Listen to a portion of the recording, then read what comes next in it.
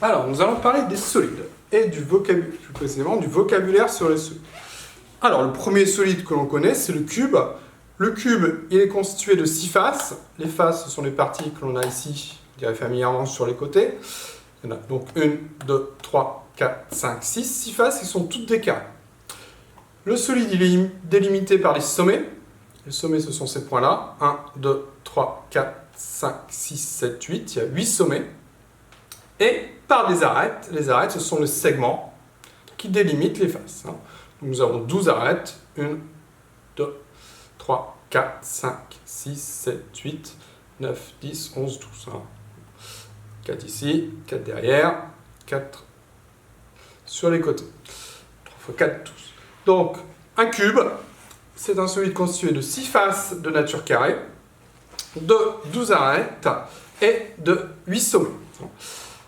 On peut passer au pavé droit. Donc, le pavé droit, c'est un cas plus général. Le cube est un cas particulier de pavé droit. Ces 6 faces sont des rectangles. Alors, on peut avoir parfois des rectangles qui sont aussi des carrés, comme pour le cube. Là, j'ai un pavé droit de plus grande dimension. On voit qu'il n'y a aucune face là qui n'est un carré, mais on peut très bien avoir des faces qui sont des carrés. Si toutes sont des carrés, on tombe sur le cas du cube. Donc, pour le pavé droit, les faces sont 2 à 2 identiques. Elles sont parallèles, superposables. Celle-ci est identique à celle de derrière, celle-ci avec celle-ci, et ces deux-là aussi. Donc, 6 faces, 2 à 2 identiques, parallèles et superposables. Et on retrouve les 8 sommets et nos 12 arêtes. Nous avons également un cadre plus général encore, qui s'appelle le prisme droit. Là, j'ai 2 exemples différents de prisme droit. Donc, les prismes droits sont constitués de 2 bases. Les bases, ce sont les 2 faces que j'ai ici, qui sont de nature ici triangulaire, mais ça peut être n'importe quel polygone. Ici, j'ai des polygones qui ne sont ni des triangles, ni des rectangles, ni des quadrilatères. On a ici 6 côtés, donc ce qu'on appelle un hexagone, mais bon, ça, c'est pas l'objet de cette présentation. Donc, 2 faces opposées polygonales identiques, qu'on appelle les bases, et toutes les autres faces sont des rectangles. Ici, on peut voir que toutes les autres faces sont des rectangles. Pour ce prisme droit, c'est pareil, toutes les autres faces sont des rectangles. Donc, par exemple, ce prisme droit a 5 faces, les 2 bases, et ce qu'on appelle les faces latérales, il y en a 3. Il a 1, 2, 3, 4, 5, 6, 7, 8, 9 arêtes. Il a 1, 2, 3, 4, 5, 6 sommets. Donc là, on vient de parler du prisme droit. Ensuite, on peut parler du cylindre. Donc le cylindre, on retrouve cette notion de base. Ici, les bases ne sont pas des polygones, ce sont des disques. C'est cette partie-ci qu'on retrouve là derrière. Ici, on a une surface latérale. Si on la déplie, ce sera un rectangle. On en verra quand on parlera des patrons. C'est par exemple le cas des étiquettes d'études de cas ou des étiquettes des boîtes de conserve. Si on le déplie, on a un rectangle.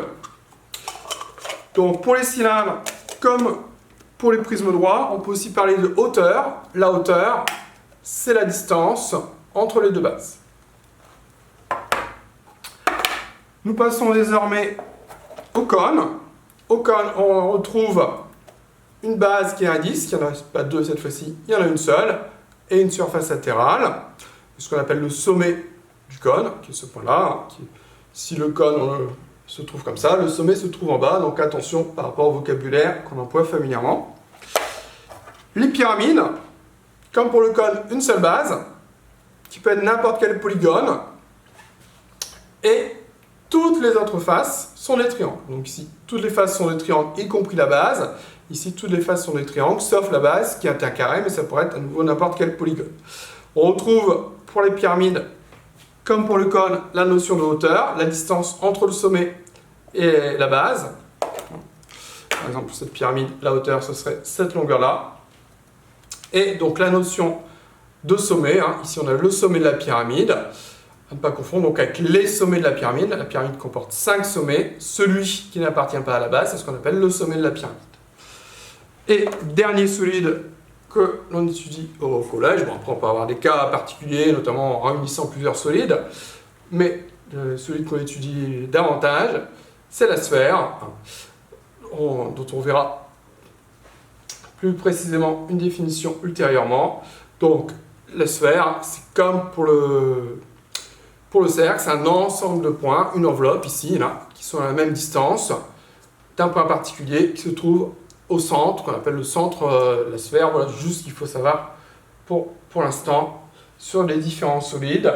Donc, cube, pavé, prisme droit, cylindre, cône, pyramide, sphère, il faut savoir reconnaître et savoir compter, notamment le nombre de faces, de sommets et d'arêtes. Reconnaître des faces parallèles, perpendiculaires, pour des pavés droits ou des cubes par exemple.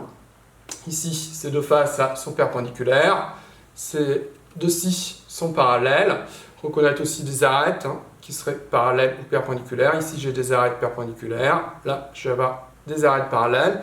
Il faut savoir qu'on parle d'objets dans l'espace, de solides.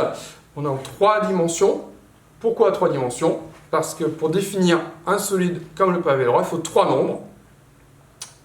3 longueurs, celle-ci, celle-ci et celle-ci par exemple. Les longueurs de 3 arêtes qui partent d'un même sommet, ça va nous donner toutes les longueurs du pavé droit, puisque cette longueur, on va la retrouver à 4 reprises, celle-ci également, et la dernière aussi. Voilà ce qu'il faut savoir pour l'instant sur les solides de l'espace.